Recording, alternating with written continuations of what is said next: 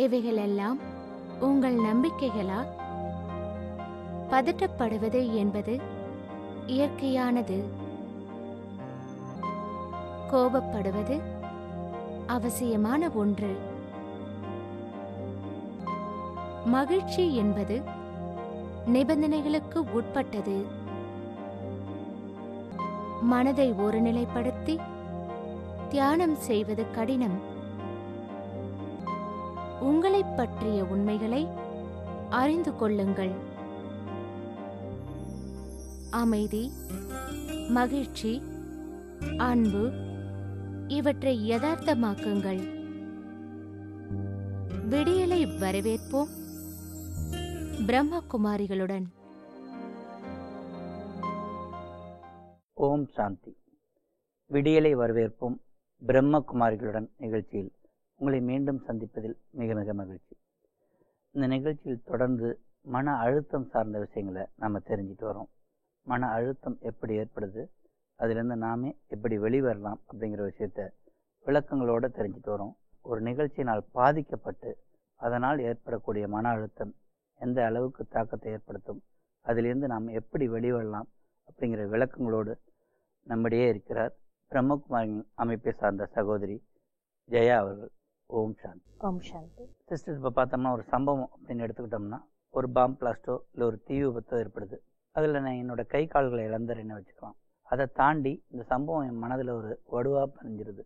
அடிக்கடி இந்த நினைவு எனக்கு வந்து எனக்கு ஒரு டிப்ரெஷனை ஏற்படுத்துது. இந்த சமயத்தில் நான் என்ன செய்யணும்? ஸோ இந்த மாதிரி சம்பவங்கள் ஏற்படும் பொழுது இதை நம்ம எமோஷ்னல் ஸ்கார் அப்படின்னு கூட சொல்கிறோம்.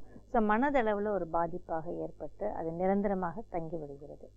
ஸோ இந்த மாதிரி நடக்கும்பொழுது ஒன்று நேரடியாக பாதிக்கப்படுகிறார்கள், இன்னொன்று அந்த இடத்துல இருந்திருப்பாங்க, அவங்களுக்கு நேரடியாக பாதிப்பு ஃபிசிக்கலாக ஏற்பட்டிருக்காது. ஸோ அந்த மாதிரி இருக்கிறவங்களுக்கு கூட மனதளவில் பாதிப்பு என்பது ஏற்படும். ஸோ இந்த மாதிரி விஷயங்களால தான் பல விதமான ஃபோபியாஸ்ன்னு சொல்லுவாங்க, பயங்கள் ஏற்படுகிறது.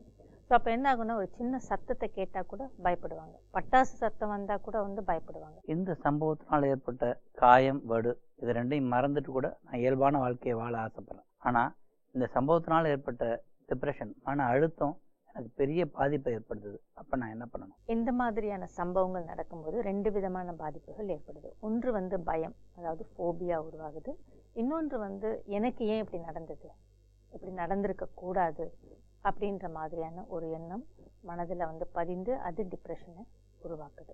இப்போ டெரரிஸ்ட் அட்டாக் அப்படின்னு நம்ம எடுத்துக்குவோம். ஸோ அந்த மாதிரி இடத்துல பாதிக்கப்பட்டவங்களுக்கு பெரும்பாலும் எனக்கு ஏன் இப்படி நடந்தது அப்படின்ற எண்ணம் உருவாகும் பொழுது அது பழிவாங்கும் உணர்வாக மாறிவிடுது. ஸோ அதனால தான் அவங்களே கூட டெரரிஸ்டாக கூட மாறிடுறாங்க. இந்த மாதிரி எந்த ஒரு சம்பவம் நடந்தாலும் நேரடியாக பாதிக்கப்பட்டிருந்தாலும் சரி, இல்லை இன்டைரக்டாக பாதிக்கப்பட்டிருந்தாலும் சரி, அவங்க ரெண்டு பேருக்குமே அட்லீஸ்ட் 1 மணி நேரம் 2 மணி நேரம் கவுன்சிலிங் என்பது கொடுக்கப்பட வேண்டும் அப்படின்னு டாக்டர் சொல்கிறாரு. ஏன் அப்படின்னா, ஒரு சிலர் என்ன சொல்லுவாங்கன்னா, பரவாயில்ல என்னால் சமாளிச்சுக்க முடியும், இதெல்லாம் ஒன்றும் பெரிய விஷயம் இல்லை, இதெல்லாம் நான் எவ்வளோ பார்த்துருக்கேன் அப்படின்லாம் சொல்லுவாங்க. ஆனாலும் அவர்களுக்கு கூட கவுன்சிலிங் அப்படின்றது கண்டிப்பாக தேவை. எனக்கு ஏன் இப்படி நடந்தது அப்படிங்கிற ஒரு கேள்வி என் மனசை அலக்கழிச்சிட்டே இருக்குது. ஆன்மீக ரீதியாக பார்க்கும்போது இதனுடைய கர்மா அப்படின்னு நான் தெரிஞ்சுக்கிட்டேன்னா, இதுக்கு ஆன்மீகத்திலேயே இதுலேருந்து வெளியில் வரக்குண்டான வழிமுறைகள் கிடைக்குது. மருத்துவ ரீதியாக நான் எவ்வளோ கவுன்சிலிங் எடுத்துட்டா கூட நான் எல்லாருக்கும் நல்லது மட்டும் தானே செஞ்சேன். எனக்கு ஏன் இப்படி நடந்தது அப்படிங்கிற ஒரு விஷயமும், ஆண்டவன் ஏன் என் தலையெழுத்தை இப்படி எழுதிட்டா அப்படிங்கிற விஷயமும் என் மனசை நெருடிக்கிட்டே இருக்குது. இப்போ நான் என்ன பண்ணணும்? இந்த மாதிரி சம்பவங்களால் பாதிக்கப்படும் பொழுது நமக்குள்ளே ஏற்படக்கூடிய ஒரு பெரிய கேள்வி என்னென்னா, எனக்கு மட்டும் ஏன் இது நடந்தது அப்படின்றது தான். ஸோ இந்த கேள்வி தான் நம்முடைய மன அழுத்தத்திற்கான முக்கியமான காரணமாக இருக்குது. பொதுவாகவே பலர் என்ன சொல்கிறாங்க அப்படின்னா, நான் யாருக்குமே எந்த கெடுதலுமே செஞ்சதில்லை, நான் எல்லாருக்கும் நன்மையை தான் செய்கிறேன், நான் எந்த பாவமும் செஞ்சது கிடையாது, ஆனாலும் எனக்கு ஏன் இப்படி நடக்குது அப்படின்னு சொல்கிறாங்க. இப்போ நம்ம கர்ம கணக்கு, கர்ம விதி அப்படின்றத நம்ம எடுத்துக்கிட்டா கூட, கர்ம விதி என்ன சொல்லுது அப்படின்னா, நான் எதை செஞ்சேனோ அதுதான் எனக்கு திரும்பவும் நடக்குது அப்படின்றது தான் அந்த விதி. அதை தெரிஞ்சுக்கிட்டா கூட நாம் என்ன சொல்கிறோன்னா, நான் யாருக்குமே எந்த பாவமும் செஞ்சதில்லை, எந்த கெடுதலும் செஞ்சதில்லை, ஆனால் எனக்கு மட்டும் இவ்வளோ பெரிய தண்டனை இருக்காது. நான் செஞ்சுருக்கலாம், சின்ன சின்ன தவறுகள் செஞ்சுருக்கலாம், ஆனால் இவ்வளோ பெரிய தண்டனை எனக்கு கிடைக்கிற மாதிரி நான் எதுவுமே செஞ்சது இல்லை அப்படின்னு சொல்கிறாங்க. இந்த ஒரு பிறப்புலேருந்து இறப்புக்கும் இடைப்பட்ட ஒரு நேரத்தை காலத்தை நம்ம வாழ்க்கைன்னு சொல்கிறோம். இந்த வாழ்க்கையில் நான் வந்து என்னென்ன செஞ்சேன், என்ன நல்லது கெட்டது செஞ்சேன் அப்படின்றது தான் நம்ம பார்க்குறோம். எனக்கு இந்த பிறவியில் இப்படிப்பட்ட ஒரு நிலை, இப்படிப்பட்ட ஒரு தண்டனை எனக்கு கிடைச்சிருக்குது, அதை என்னால் ஏற்றுக்கொள்ள முடியல. இப்போ நம்ம கொஞ்சம் டிட்டாச் ஆக இருந்து நம்ம பார்க்கணும். இப்போ நான் அப்படின்றப்போ நம்ம உடலை பற்றி சொல்கிறோம். உடலை பற்றி சொல்லாமல் நான் யார், இந்த உடல் என்கிற ஆடையை உடுத்தி இருக்கக்கூடிய ஒரு சக்தி அப்படின்னு பாருங்க. இப்போ நான் ஆத்மா, இந்த உடல் என்ற காஸ்டியூமை நான் உடுத்தியிருக்கேன். இந்த பிறவில என்னுடைய வயது என்பது 35 இல்லை 40. எனக்கு இந்த விஷயம் நடந்தது அப்படின்றப்போ உடலுக்கு கிடையாது, ஆத்மாவுக்கு. ஸோ ஆத்மாவினுடைய வயது என்ன? ஸோ ஆத்மா பல பிறவிகளை எடுக்கிறது. ஒவ்வொரு பிறவிலையும் ஒவ்வொரு காஸ்டியூம், ஒவ்வொரு உடல். ஸோ அப்போ ஆத்மாவினுடைய வயதுன்னு எடுத்துக்கும் போது இந்த 35 இல்லை 40 வயதோ கிடையாது, அதனுடைய வயது அதிகம். எந்த பிறவில நான் யாருக்கு என்ன செஞ்சேன், எப்படிப்பட்ட எண்ணத்தை நான் உருவாக்கினேன், எப்படிப்பட்ட செயல்களை நான் செய்தேன், அதுதான் கணக்கு. ஏன்னா எனக்கு தண்டனை கிடைச்சிருக்கு, எனக்கு கெடுதல் நடந்திருக்கு, நான் நல்லது செய்கிறேன், நான் கெட்டது செய்கிறேன் அப்படின்னா அது வந்து எதை குறிக்கிறது என்றால் நான் என்கிற ஆத்மாவை குறிக்கிறது. இப்போ உதாரணத்துக்கு வந்து என்கிட்டேருந்து நீங்கள் வந்து ஒரு 100 ரூபாய் வாங்குறீங்க. இப்போ நாளைக்கு நீங்கள் வந்து எனக்கு அந்த 100 ரூபாயை திருப்பி கொடுக்கணும். இப்போ நாளைக்கு நீங்கள் வந்து ஒயிட் ஷர்ட் போட்டிருக்கீங்கன்னு வச்சுக்கோங்க. அப்போ நீங்கள் என்ன சொல்லுவீங்க, இல்லை நேற்று நான் வந்து வேறு ஷர்ட் போட்டிருந்தேன், அப்போ நீங்கள் வந்து 100 ரூபாய் கொடுத்தீங்க, ஆனால் இன்றைக்கி நான் வேறு ஷர்ட் போட்டிருக்கேன், அதனால எனக்கு அது நினைவுக்கு இல்லை அப்படின்னு சொல்ல முடியுமா? சொல்ல முடியாது இல்லையா? ஸோ என்கிட்டேருந்து கடன் வாங்கினது நீங்கள், உங்களுடைய ஆடை கிடையாது. ஸோ நீங்கள் அதை எனக்கு திருப்பி கொடுத்து தான் ஆகணும் இல்லையா? அதே மாதிரி தான் நான் என்கிற ஆத்மா, அந்த சக்தி தான் வந்து எண்ணங்களை உருவாக்குது, அந்த சக்தி தான் நல்லதையும் கெட்டதையும் செய்யுது. ஸோ அந்த சக்தி தான் நல்லதையும் கெட்டதையும் அனுபவமும் செய்கிறது, இந்த உடல் கிடையாது. ஸோ உடல் என்கிற ஆடை மாறிக்கிட்டே இருக்கலாம், ஆனால் வாங்கின கடனை நீங்கள் திருப்பி தானே கொடுத்தாகணும். எந்த பிறவில யாருக்கு எப்படிப்பட்ட பாவத்தையோ இல்லை கெடுதலை செய்தேனோ அது எனக்கு தெரியாமல் இருக்கலாம், ஆனாலும் நான் எதை செய்தேனோ அது எனக்கு இன்றைக்கு திரும்பி வந்திருக்கிறது. ஸோ நமக்கு நல்லா தெரியும், கர்ம விதி அப்படின்னாலே நான் என்ன செஞ்சேனோ அதனுடைய பலனை நான் அனுபவிக்கிறேன், நான் தான் செஞ்சேன். ஸோ என்னுடைய எண்ணங்கள் தான் என்னுடைய வாழ்க்கையை நிர்ணயம் செய்கிறது.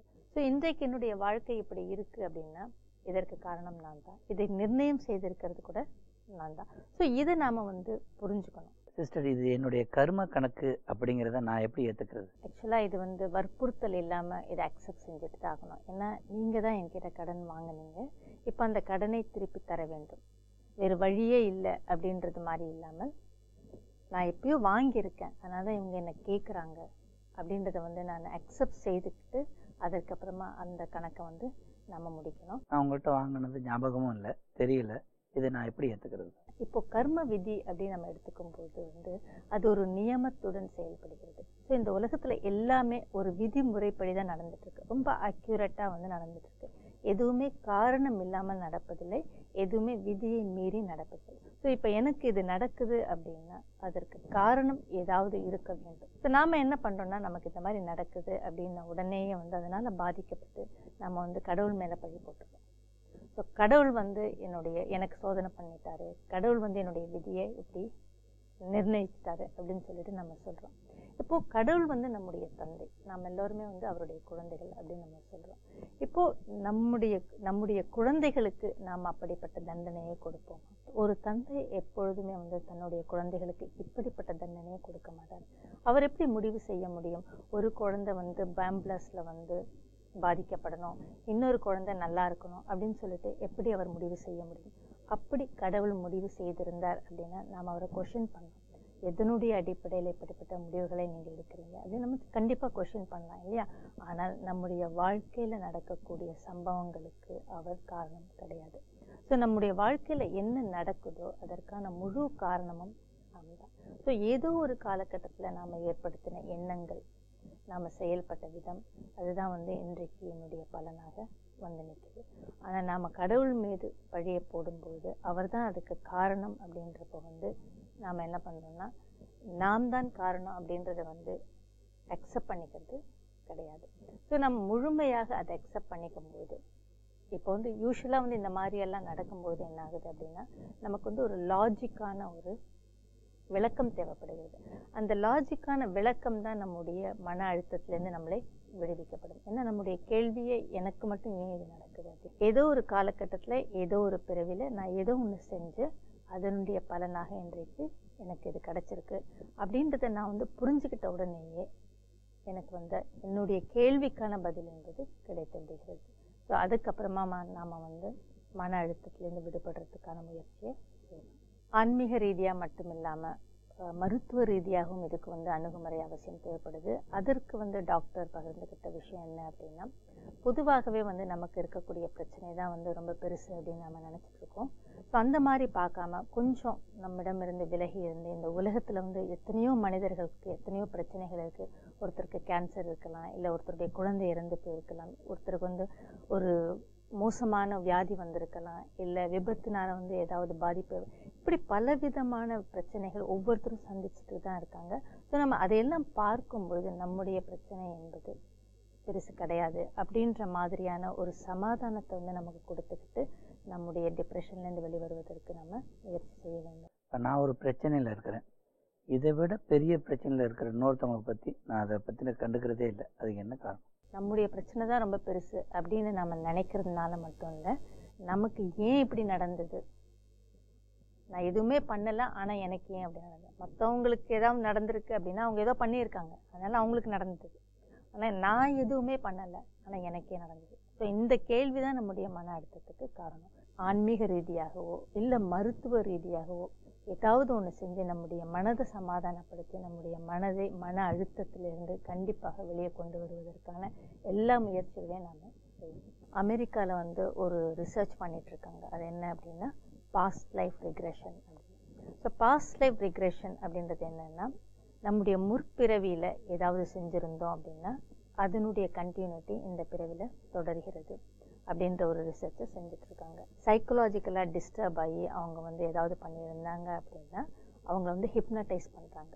ஹிப்னடைஸ் பண்ணும்போது அவங்க தன்னுடைய உணர்வை தன்னுடைய நினைவை இழந்து கொஞ்சம் கொஞ்சமாக ஆழ்ந்த உறக்கத்தில் போயிடுவாங்க. அப்போ டாக்டர்ஸ் என்ன பண்ணுறாங்கன்னா, இப்போ அவருக்கு 30 வயசு அப்படின்னா ஒரு 20 வருடங்களுக்கு முன்னால் 10 வயசில் ஏதாவது ஒரு சம்பவம் நடந்திருக்கா அப்படின்றத வெளிக்கொண்டு வருவதற்கு முயற்சி செய்கிறாங்க.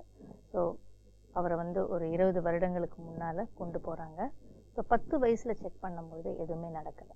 இப்போ 30 வயசில் இருக்கிறவங்கள 20-25 வருஷம் நம்ம ரீவைன் பண்ணும்பொழுது கண்டிப்பாக நம்மால் அதுக்கு மேலும் போக முடியும். 50 வருஷமும் போக முடியும், 100 வருஷமும் போக முடியும், 200 வருஷமும் போக முடியும்.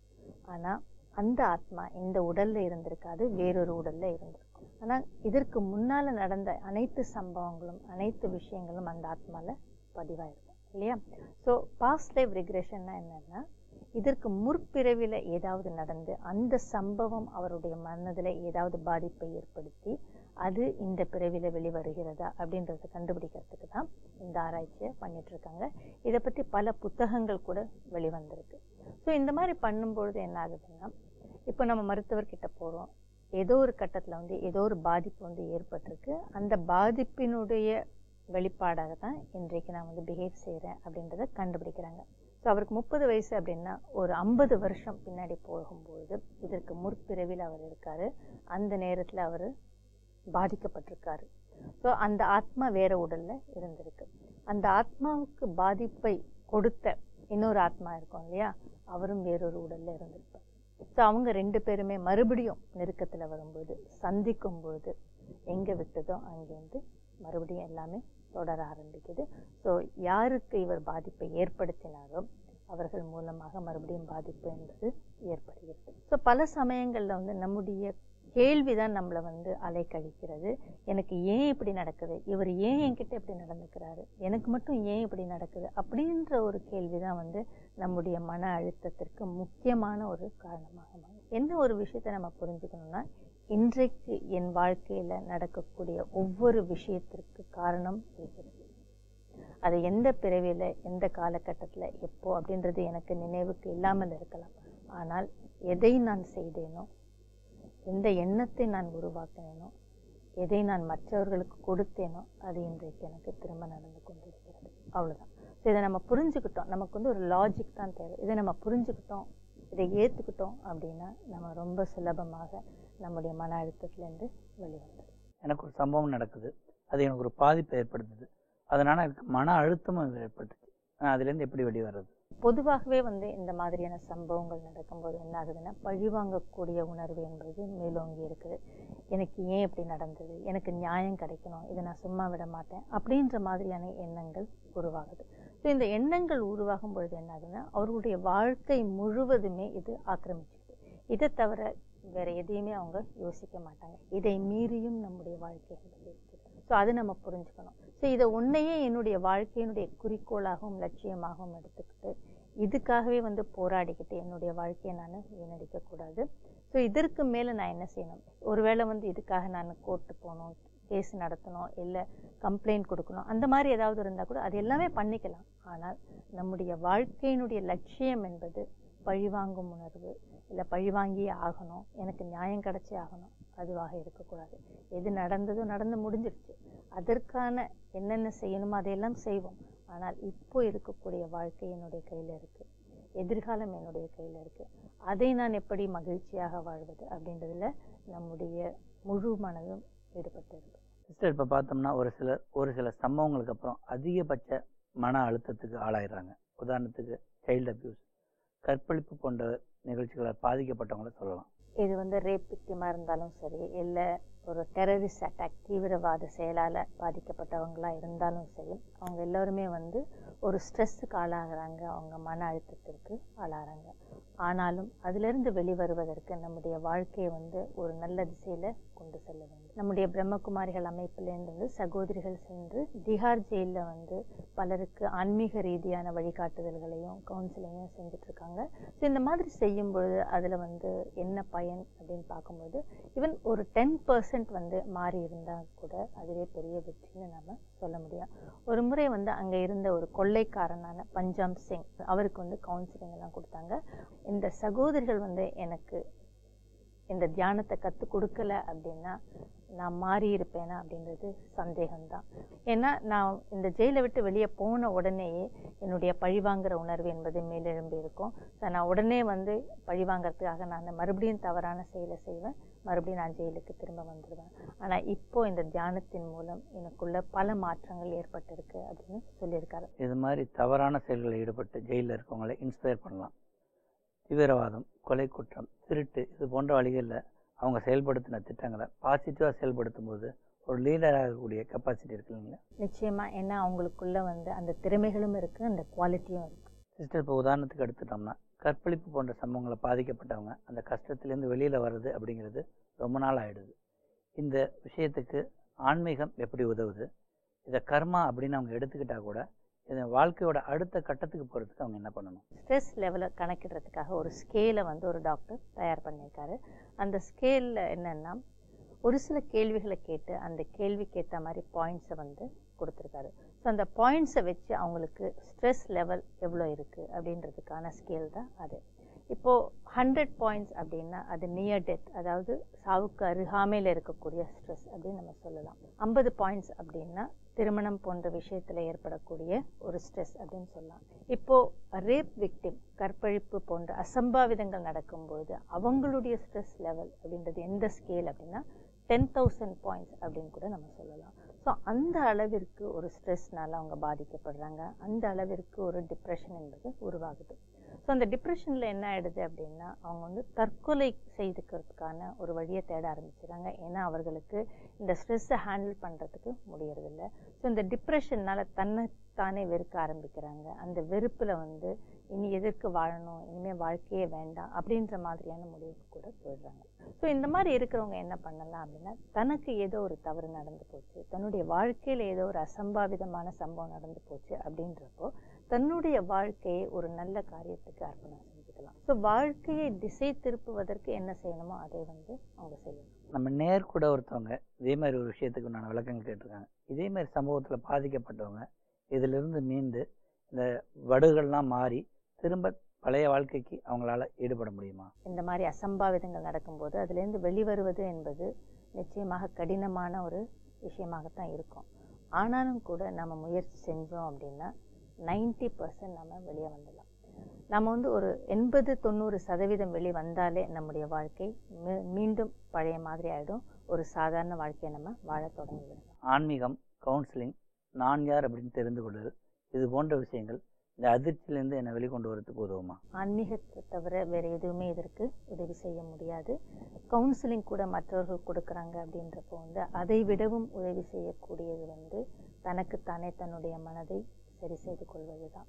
ஸோ இந்த மாதிரி கட்டங்களில் இந்த மாதிரி அசம்பாவிதங்கள் நடக்கும்பொழுது வலி வேதனை என்பது மிகவும் அதிகமாக இருக்கும். ஸோ அதிகமான டிப்ரெஷன் என்பது உருவாகி இருக்கும். அப்படி ஒன்று நடந்து விட்டதே அப்படின்றத நான் நினச்சி அதையே வந்து உருவாக்கி, அந்த எண்ணத்தை உருவாக்கி திரும்ப திரும்ப அந்த சம்பவத்தை என்னுடைய மனக்கண் முன்னால் கொண்டு வந்து எனக்கு நானே வலியையும் வேதனையும் உருவாக்கி கொண்டு அந்த வலி வேதனையை நான் அதிகப்படுத்தி கொண்டே இருக்கேன்.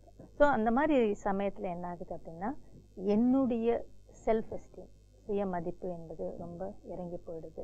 அப்போ என்ன நினைக்கிறாங்க அப்படின்னா, எனக்கு ஏதோ குறை இருக்குது, என்கிட்ட ஏதோ பிரச்சனை இருக்குது, அதனால தான் எனக்கு இப்படி நடந்தது அப்படின்னு நினைக்க ஆரம்பிக்கிறாங்க. உண்மையை நம்ம பார்த்தோம் அப்படின்னா, என்னுடைய குறை என்பது இதில் எதுவுமே கிடையாது. இது என்னுடைய பலகீனம் என்பது கிடையாது. நான் தவறு செய்யவில்லை, யாரோ தவறு செய்திருக்கிறார்கள். இது யாருடைய பலகீனமோ. ஸோ என்னுடைய வாழ்க்கையை நான் தான் வந்து மறுபடியும் என்னுடைய கையில் கொண்டு வரணும் அப்படின்றதுக்கான முயற்சிகளை நாம் எடுத்துக்கணும். ஸோ ஃபர்ஸ்ட் திங் என்ன பண்ணணும் அப்படின்னா, நான் முடிவு எடுத்துக்கணும், இது முடிஞ்சு போச்சு, இப்போ அந்த மனிதன் இல்லை, அந்த சம்பவம் இப்போ இல்லை, எப்பயும் நடந்து முடிஞ்சு போச்சு. இந்த வலி வேதனை என்பது ஏற்பட்டுடுச்சு. இந்த வலி வேதனையை நான் எத்தனை நாள் தொடரப்போகிறேன்? ஒரு நாளா, இல்லை 10 நாளா, இல்லை பல மாதங்களா, இல்லை பல வருடங்களா, இல்லை வாழ்நாள் முழுவதும்? மூன்றாவது விஷயம் என்ன அப்படின்னா, முதல்ல வந்து நான் என்பதை வந்து என்னுடைய உடல்லேருந்து நான் பிரித்து கொள்ள வேண்டும். நான் ஆத்மா அப்படின்றப்போ, நான் ஆத்மா என்கிற சக்தி வேறு, இந்த உடல் வேறு. ஸோ ஏதோ ஒரு பாதிப்பு இந்த உடலுக்கு ஏற்பட்டு இருக்கிறது, எனக்கு ஏற்படலை அப்படின்றத நான் புரிஞ்சுக்கணும். ஸோ எனக்கு எதுவுமே நடக்கலை, இந்த உடலுக்கு வந்து எப்படி ஒரு விபத்து நடந்தது, அந்த விபத்தில் ஏதோ ஒன்று நடக்குது இல்லையா, ஏதாவது ஒரு பாதிப்பு சேதம் என்பது ஏற்படுகிறது இல்லையா, அந்த மாதிரியான விஷயம்தான். ஸோ அது நடந்தது, முடிஞ்சிருச்சு, ஆனால் எனக்கு எதுவும் இல்லை. ஸோ என்னுடைய சுய மதிப்பு என்பது இன்னமும் சரியாக தான் இருக்குது. என்னிடம் எந்த குறையுமே இல்லை, நான் வந்து முழுமையாக இருக்கிறேன், என்னிடம் எல்லா சக்திகளும் இருக்கிறது அப்படின்ற மாதிரி என்னுடைய தனித்தன்மையை நான் வந்து மறுபடியும் வந்து உணரும் பொழுது நாம் வந்து கண்டிப்பாக இதுலேருந்து வெளியே வந்துட முடியும். ஏன்னா இதை வந்து என்னால் மட்டும்தான் தெரிஞ்சுக்க முடியும். என்னுடைய சுய மதிப்பை வந்து நான் தான் மேலோக்கி கொண்டு வர முடியும். ஸோ ஏன்னா எனக்கு என்ன நடக்குது, எந்த ஒரு எண்ணம் என்னை பாதிக்க செய்கிறது அப்படின்றது எனக்கு தான் தெரியும். ஸோ அதை நான் திரும்ப திரும்ப எதை நான் யோசிக்கிறேன் அப்படின்றத கண்டுபிடிச்சி அந்த சிந்தனையிலேருந்து நம்ம வெளிவருவதற்கான முயற்சிகளை கண்டிப்பாக செய்யணும். ஸோ இந்த மாதிரி கட்டங்களில் வந்து குடும்பத்தினருடைய உதவி என்பது நிறைய சப்போர்ட் கொடுக்கும். பொதுவாக நாம் என்ன பண்ணோம்னா, அதை பற்றி மறுபடியும் பேசுறது, டிஸ்கஸ் பண்ணுறது, அவங்கள வந்து சிம்பத்தைஸ் பண்ணுறது, பரிதாபப்படுறது, மற்றவங்க கிட்ட வந்து அதை பற்றி பேசுறது, இது எதுவுமே பண்ணக்கூடாது. எதுவுமே நடக்கலை அப்படின்ற மாதிரி ஒரு நார்மலாக வந்து நாமளும் இருக்கணும், அவங்களையும் நாம் ட்ரீட் பண்ணணும். ஸோ அந்த மாதிரி இருக்கும்பொழுது அவர்களால் அந்த மாதிரியான ஒரு நிலையை வந்து மறந்துட்டு அதுலேருந்து வெளிவர முடியும். இப்போ நாம் வந்து மறக்கணும் அப்படின்னா அதற்காக நாம் மன்னிக்க வேண்டும். இப்போது ஏதோ ஒரு சம்பவம் நடந்தது, அந்த சம்பவத்திற்கான ஒரு மனிதனை நான் என்னுடைய மனதில் வச்சுருக்கேன். ஏன்னா லாஜிக்கலாக நாம் என்ன நினைக்கிறோம் அப்படின்னா, இந்த அநியாயத்தை அவன் பண்ணிட்டான், ஸோ அவனுக்கு வந்து கண்டிப்பாக தண்டனை என்பது கொடுக்கப்பட வேண்டும் அப்படின்னு சொல்லிட்டு அவர்களை என்னுடைய மனதில் நான் பிடித்து கொண்டு வைத்திருக்கிறேன்.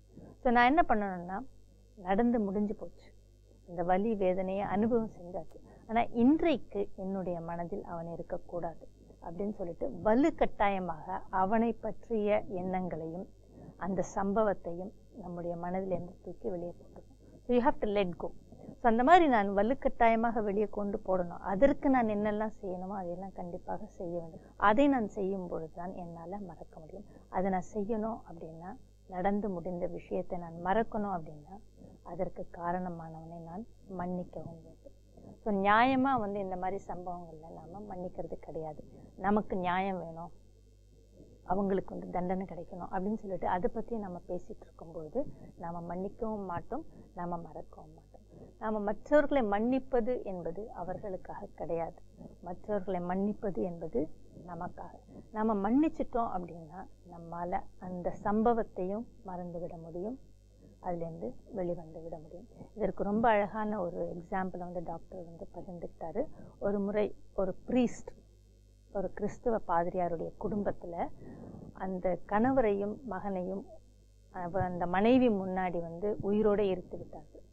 ஸோ அது முடிஞ்சதுக்கப்புறம் ப்ரெஸ் அந்த அம்மா கிட்ட கேள்வி கேட்டிருக்கு, நீங்கள் எப்படி ஃபீல் பண்ணுறீங்க அப்படின்னு. அந்த அம்மா என்ன சொன்னாங்கன்னா, அந்த சம்பவம் நடந்து முடிந்த உடனேயே நான் அதை மறந்து விட்டேன், ஏனென்றால் நான் அவர்களை மன்னித்து விட்டேன். சட்டம் அவர்களுக்கு என்ன தண்டனை கொடுக்குமா எனக்கு தெரியாது, ஆனால் நான் அவங்கள மன்னிச்சிட்டேன் அப்படின்னு சொல்லிடுறாங்க. ஸோ இது எவ்வளோ ஒரு பவர்ஃபுல்லான விஷயம். ஸோ பல சமயங்களில் மதம் அப்படின்றது மதத்தினுடைய கோட்பாடுகள் அப்படின்றது நமக்கு இந்த மாதிரி விஷயங்கள்லேருந்து வெளிவருவதற்கு, இந்த மாதிரி விஷயங்களை மறப்பதற்கு நிறைய உதவி செய்கிறது. ஸோ இப்போ அந்த அம்மாவை பார்த்தோம் அப்படின்னா நிச்சயமாக ஒரு மிக உயர்ந்த வாழ்க்கையை வாழ்ந்துட்டு இருப்பாங்க, மற்றவர்களுக்கு நிச்சயமாக ஒரு வழிகாட்டியாக கூட இருப்பாங்க. அவர்களுடைய வாழ்க்கை என்பது எப்படிப்பட்டதாக இருக்கும்? தன் கண் முன்னாடி தன்னுடைய கணவனையும் குழந்தையும் உயிரோடு எடுத்து விட்டவரை மன்னித்து விட்ட அந்த அம்மாவுடைய வாழ்க்கை என்பது எப்படி இருக்கும்? நிச்சயமாக சிறப்பாக இருக்கும் இல்லையா? ஸோ எப்பொழுதுமே நாம் மன்னிப்பதற்கு தயாராக இருக்க வேண்டும். பல சமயங்களில் நாம் ஏன் மன்னிக்கணும் அப்படின்னு சொல்லிட்டு நம்முடைய மனசுக்குள்ளே பிடிச்சி வச்சுருந்தோம் அப்படின்னா அது நமக்கு தண்டனையாக போயிடும். ஸோ நாம் தண்டனை அனுபவிக்காமல் இருக்கணும் அப்படின்னா நாம் மற்றவர்களை மன்னித்து விட வேண்டும். நம்ம மன்னித்துட்டோம் அப்படின்னா தான் நம்மளால் மறக்கவும் முடியும், மன்னிக்காமல் நம்மளால் மறக்க முடியாது. சிஸ்டர், அப்படி பார்த்தோம்னா மன்னிக்கிறது மூலயமா எனக்கு நான் அமைதியை கொடுத்துக்கிறேன் இல்லைங்களா? நிச்சயமாக நாம் மன்னிக்கலை அப்படின்னா நம்மளால் மறக்கவும் முடியாது. ஸோ நம்ம மன்னிக்கிறது அப்படின்றது மற்றவர்களுக்கு செய்யக்கூடிய பெரிய விஷயமோ நன்மையோ கிடையாது, நமக்கு நாமே செய்து கொள்ளக்கூடிய ஒரு நன்மை அப்படின்னு தான் நம்ம சொல்ல முடியும். ஸோ எந்த சம்பவமாக இருந்தாலும் நாம் அதை மறக்க வேண்டும் அப்படின்னா நாம் முதல்ல மன்னிக்கிறதுக்கு தயாராக இருக்கணும். யாரால் மன்னிக்க முடியும் என்றால், யார் தன்னைத்தானே மன்னித்துக் கொள்கிறார்களோ அவர்களால் தான் மற்றவர்களை மன்னிக்க முடியும். ஸோ நமக்கு நாமே தண்டனை கொடுத்துக்கிட்டே இருந்தோம் அப்படின்னா, இந்த வலி வேதனையை அப்படியே வச்சுட்டு இருந்தோம் அப்படின்னா மற்றவர்களுக்கு தண்டனை கொடுக்க வேண்டும் அப்படின்னு நினச்சிட்டே இருப்போம். ஸோ நம்மை நாமே மன்னித்து கொள்ள வேண்டும், அதன் பிறகு மற்றவர்களையும் மன்னிக்கணும். ஸோ இதுதான் ரொம்ப முக்கியமானது. அப்படி நம்ம மன்னிக்கலை அப்படின்னா நம்மளால் மறக்கவும் முடியாது. மறந்துட்டோம்னு சொல்ல முடியும், ஆனால் 10 வருடம் கழித்தாலும் அவங்க சொன்ன ஒவ்வொரு வார்த்தையும் எனக்கு நினைவில் இருக்கும். ஸோ அது நினைவில் இருந்தது அப்படின்னா நான் மறக்கவும் இல்லை, அவங்கள நான் மன்னிக்கவும். இன்னைக்கு இந்த நிகழ்ச்சியை பார்த்தவங்க எனக்கு ஏன் இப்படி நடந்தது, எனக்கு இப்படி நடந்திருக்கக்கூடாது அப்படின்னு எந்த ஒரு சம்பவத்தையும் அவங்க சொல்லக்கூடாது. எல்லா பெரிய விஷயங்களுக்கு பின்னணியிலும் தீர்வு இருக்குது, அவங்களுக்கு ஒரு நல்ல ஒரு வாழ்க்கை இருக்குது, பழைய வாழ்க்கையை வாழ முடியும் அப்படிங்கிற ஒரு நம்பிக்கையை தந்திருக்கீங்க. நிகழ்ச்சியில் சிறந்த விளக்கங்களை தந்தவங்களுக்கு நன்றி. ஓம் சாந்தி. ஓம் சாந்தி. நேர்களே, இந்த நிகழ்ச்சியில் நம்மளுக்கு நிறைய நல்ல விளக்கங்கள் கிடைத்திருக்கும், இருந்தாலும் நிறைய சந்தேகங்களும் உங்களுக்கு வந்திருக்கும். உங்களுக்கு உண்டான சந்தேகங்களை உங்கள் அருகாமையில் இருக்கிற பிரம்மகுமாரிகள் தியான மையத்துக்கு சென்று நீங்கள் தெளிவுபடுத்திக்கலாம். இல்லைன்னா எங்களுடைய தொலைபேசி எண் மற்றும் இமெயிலுக்கு உங்களுடைய தகவல்களை தெரிவித்து அதுக்குண்டான விளக்கங்களை பெறலாம். மீண்டும் அடுத்த நிகழ்ச்சியில் சந்திப்போம். ஓம் சாந்தி. ஓம் சாந்தி. I'm a peaceful soul. Om Shanti Om. I'm a peaceful soul. ये ध्वनि मंगल ध्वनि है. Om Shanti Om. This sound is a sacred sound. Om Shanti Om. Om Shanti Om. I'm a peaceful soul. Brahma குமாரிகளின் சேவை மையங்களில் ராஜயோக தியான பயிற்சி இலவசமாக அளிக்கப்படுகிறது. நாள்தோறும் 1 மணி நேரம் 7 நாட்களுக்கு இந்த பயிற்சி அளிக்கப்படுகிறது. உலகெங்கிலும் 8500க்கும் மேற்பட்ட சேவை மையங்கள் இயங்கி வருகின்றது. இந்தியாவில் முக்கிய நகரங்களில் மட்டுமின்றி சிறு சிறு கிராமங்களிலும் சேவை மையங்கள் இயங்குகின்றது. மேலும் விவரங்களுக்கு நீங்கள் தொடர்பு கொள்ள வேண்டிய முகவரி